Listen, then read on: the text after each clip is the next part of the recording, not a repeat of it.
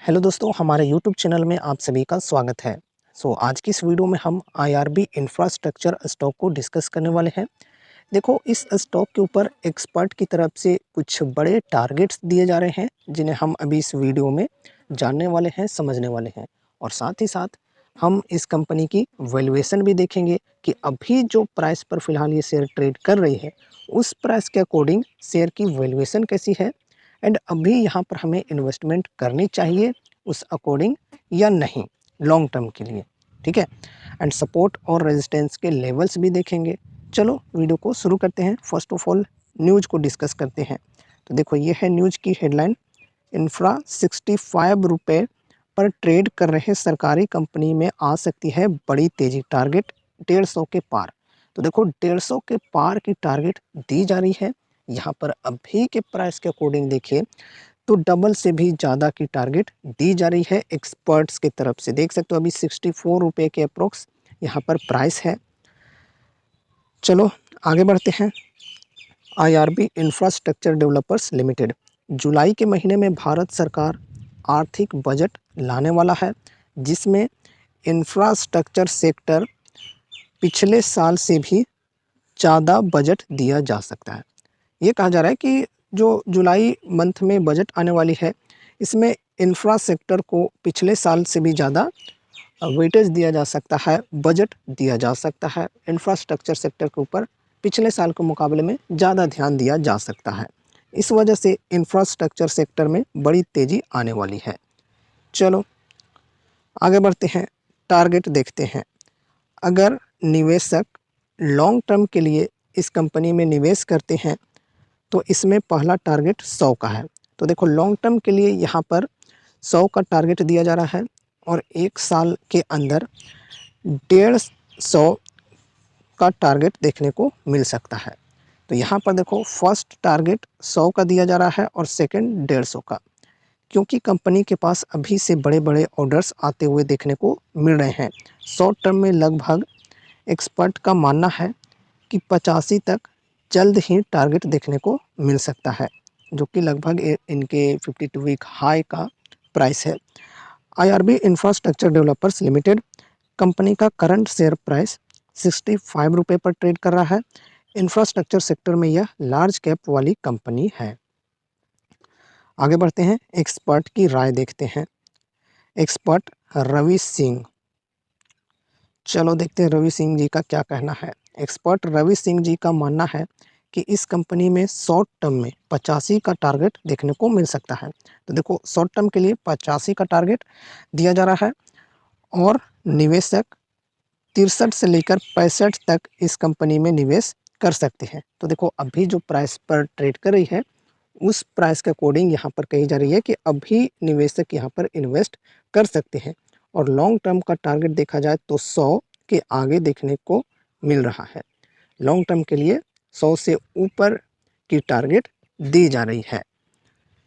तो ये न्यूज़ आ रही है IRB infrastructure developers limited stock से रिलेटेड। टारगेट्स तो काफ़ी अच्छे दिए जा रहे हैं। अब यहाँ पर हम थोड़ी सी इनके फंडामेंटल्स एंड वैल्यूएशन को डिस्कस कर लेते हैं। तो देखो, 39,175 करोड़ की मार्केट कैप है। स्टॉक पी की बात करें तो 64.7 की पी है। इंडस्ट्री पी की बात करें तो 22 की है। देखा जाए तो इंडस्ट्री के मुकाबले में स्टॉक की पी काफ़ी ज़्यादा है, तो वैल्यूएशन अभी काफ़ी एक्सपेंसिव है। आरओसी एंड आरओई की बात करें तो ये भी कुछ खास नहीं है, सिंगल डिजिट के साथ है, 9% एंड 4.47%। प्रमोटर्स होल्डिंग की बात करें तो 34.4% है सिर्फ, जिसमें यहाँ पर देख सकते हो प्लेस्ड परसेंटेज भी काफ़ी ज़्यादा है, 48.8%। अब देखो, यहाँ पर प्रमोटर्स की जो होल्डिंग है ये इतनी कम है, तो ऐसा नहीं कि कंपनी ख़राब हो गई।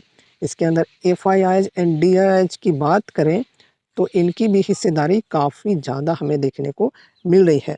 लगभग 40% प्लस एफआईआईज की होल्डिंग है, डीआईआईज की भी ठीक ठाक होल्डिंग है। गवर्नमेंट की भी थोड़ी बहुत होल्डिंग हमें देखने को मिल रही है इस कंपनी के अंदर। पेग रेशियो की बात करें तो ये है -10.1 की। Current price 64.9। 52 week high and low की बात करें तो 78.2 है हाई और लो है 25 की। बुक वैल्यू 22.8 रुपीज़ की। डेप्ट है 18,653 करोड़ की और यहाँ पर डेब्ट टू इक्विटी की बात करें तो 1.36 की है। तो देखा जाए तो डेब्ट थोड़ा सा यहाँ पर हमें ज़्यादा देखने को मिल रहा है। अब यहाँ पर हम फ्री कैश फ्लो की बात करें तो ये है 3816 करोड़ की। डिविडेंड यील्ड 0.46% की, फेस वैल्यू 1 रुपये की, ईपीएस है 1 रुपये की। चलो फंडामेंटल्स को हमने डिस्कस कर लिया एंड वैल्यूएशन को यहाँ पर हम देखें तो अभी यहाँ पर वैल्यूएशन एक्सपेंसिव हमें देखने को मिल रही है। बाकी यहाँ पर अगर हम कंपनी की प्रॉफिट एंड लॉस स्टेटमेंट की बात करें तो यहाँ पर देखो ठीक हमें देखने को मिल रही है। यहाँ पर सेल्स की अगर बात करें तो सेल्स के अंदर यहाँ पर हमें बढ़िया कंसिस्टेंसी देखने को मिल रही है। कंसिस्टेंसी के साथ बढ़ते हुए जा रहे हैं इनके सेल्स 5299 करोड़, 5804 करोड़, फिर 6402 करोड़, फिर 7409 करोड़। चलो अच्छी बात है। नेट प्रॉफिट की बात करें तो नेट प्रॉफिट के अंदर भी हमें ठीक ठाक देखने को मिल रहे हैं 117 करोड़, फिर 361, फिर 720 और इस बार यहाँ पर घट गया 606 करोड़ पर आ गया है। यहाँ पर अगर हम देखें इधर ओपीएम की परसेंटेज तो देखो ओपीएम की जो परसेंटेज है ये इधर ठीक ठाक है, लेकिन यहाँ पर कम हो गई, 41% हो गई 49% से सीधे। तो इस वजह से नेट प्रॉफिट हमें कम देखने को मिली है। यहाँ पर देखा जाए तो सेल्स बढ़ी है लेकिन नेट प्रॉफिट क्यों कम हो गई, क्योंकि यहाँ पर जो ऑपरेटिंग प्रॉफिट के मार्जिन है वो कम हो गए हैं। ठीक है, आगे यहाँ पर हम देखें अगर इनके compounded sales growth and profit growth के परसेंटेज तो ये पर्सनली मैं अपनी बताऊं तो मुझे कुछ खास यहाँ पर नहीं लग रहा है। सिंगल डिजिट के साथ है और डबल डिजिट है भी तो यहाँ पर कुछ खास परसेंटेज में नहीं है। अगर हम कंपाउंडेड प्रॉफिट ग्रोथ की बात करें तो यहाँ पर भी कुछ ठीक हमें देखने को नहीं मिल रहे हैं। सिंगल डिजिट है एंड डबल डिजिट के साथ है तो यहाँ पर 3 ईयर्स में सिर्फ ठीक हमें देखने को मिल रही है, बाकी यहाँ पर इधर तो माइनस में ही है। तो यहाँ पर इस वजह से पर्सनली मैं अपनी बताऊं तो मुझे कुछ ठीक नहीं लग रही है compounded sales growth and profit growth की परसेंटेज।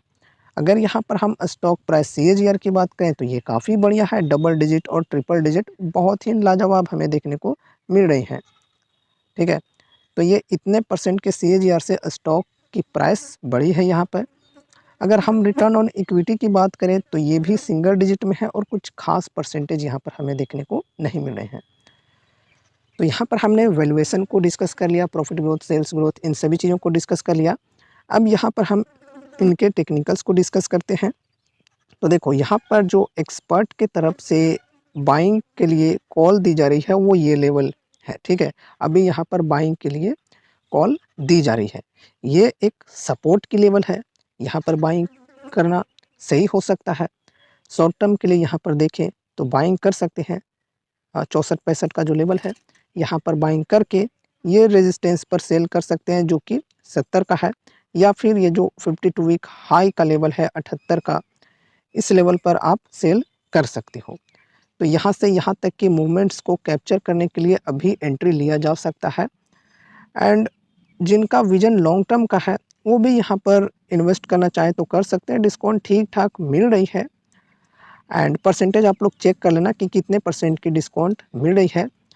अगर 20% या 20% से ऊपर की डिस्काउंट इस लेवल पर है तो फिर यहाँ पर आप इन्वेस्ट कर सकते हो, अपना फर्स्ट अमाउंट लगा सकते हो। एंड उसके बाद जो नेक्स्ट सपोर्ट की लेवल होगी वो होगी ये 58 की। तो ये दोनों सपोर्ट के लेवल्स को ध्यान में रखना है। रेजिस्टेंस के लेवल्स की बात करें तो ये है 70 की एंड यहाँ पर ये 78 की, जो 52 वीक हाई की लेवल है। 78.2 है 52 वीक हाई। तो ये लेवल्स को आपको ध्यान में रखना है।